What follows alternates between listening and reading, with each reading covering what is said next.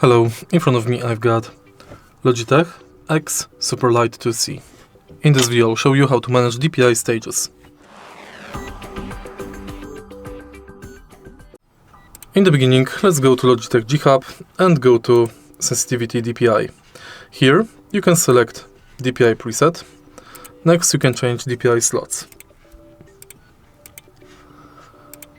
Next you can select minimum DPI and maximum DPI. Now you can change DPI mode manually.